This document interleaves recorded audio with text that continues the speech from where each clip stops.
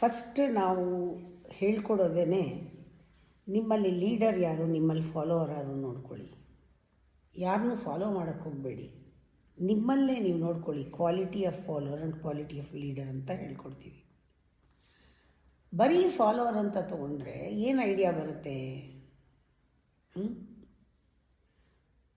ಅದು ಒಂದು intellectual quality.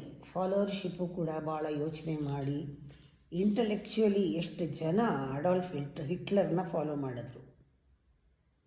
ಬುದ್ಧಿವಂತರೇ, the greatest intelligent people they followed Hitler. ಏನಾಯಿತು? ಹಿಟ್ಲರ್ ಡಿಫೀಟ್ ಆಯಿತು.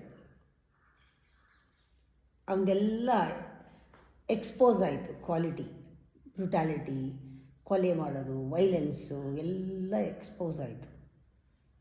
ಆವಾಗ ಬುದ್ಧಿವಂತರು ಏನು ಅಂದ್ಕೊಂಡ್ರು? ಅಯ್ಯೋ, ನಾವು ಸುಮ್ಮನೆ ಲೀಡರ್ನ ಫಾಲೋ ಮಾಡಿದ್ವಿ. ಎಷ್ಟು ಜನ ಬ್ಲೈಂಡಾಗಿ ಫಾಲೋ ಮಾಡ್ಕೊಂಡು ಹೋಗ್ತಾರೆ. ಆಮೇಲೆ ಆ ಲೀಡರು ಬಿದ್ದಾಗ ಅಯ್ಯೋ, ನಾವೆಲ್ಲ ಬಿಟ್ಟು ಟೈಮ್ನಲ್ಲಿ ರಿಯಲಿ ಜೀವನ ಎಲ್ಲ ವೇಸ್ಟ್ ಆಯಿತು, ಇಂಥವ್ರನ್ನ ಫಾಲೋ ಮಾಡ್ಕೊಂಡು ಹೋದ್ವಿ ಅಂತಾರೆ.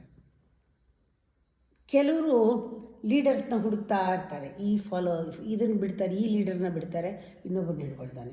ಈ ಗುರುನ ಬಿಡ್ತಾರೆ, ಇನ್ನೊಬ್ಬರು ಗುರುನ ಹಿಡ್ಕೊಳ್ತಾರೆ. ಆಮೇಲೆ ಅನ್ಕೋತಾರೆ, ಈ ಗುರುನ ಯಾಕೆ ಬಿಟ್ವೋ, ಈ ಗುರುನ ಯಾಕೆ ಹಿಡ್ಕೊಂಡ್ವೋ, ನಾವಲ್ಲೇ ಇರಬೇಕಾಗಿತ್ತು, ಅಲ್ಲೇ ನಮಗೆ ನಾನು ಫಾಲೋ ಮಾಡಬೇಕಾಗಿತ್ತು, ಇವ್ರನ್ನ ಫಾಲೋ ಮಾಡ್ತಾಯಿದ್ದೀನಿ, ಅವ್ರನ್ನ ಫಾಲೋ ಮಾಡ್ತಾನೆ.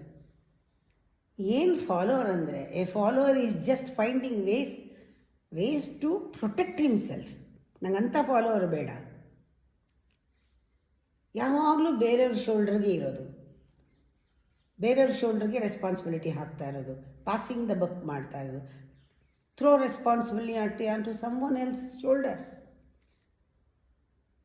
ಯಾವಾಗಲೂ ಒಂದು ಗುಂಪಿನಲ್ಲಿ ಇರೋಕ್ಕೆ, ಒಬ್ಬರೇ ಕೆಲಸ ಮಾಡೋದೇ ಇಲ್ಲ.